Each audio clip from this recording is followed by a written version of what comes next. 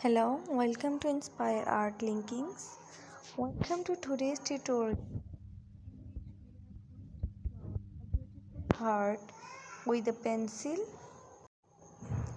Today we will guide you through step by step drawing a delightful heart. So grab your pencil and let's get started. Begin by lightly sketching a simple heart shape. Now let's add some charm. Draw two overlapping heart shape on either side of the heart for the handles. These will symbolize love and affection. Next, draw a baseline and draw stairs and more horizontal lines to look the stair-like loop. Next, add details to make your heart alive. Sketch a graceful curve at the base for a decorative touch.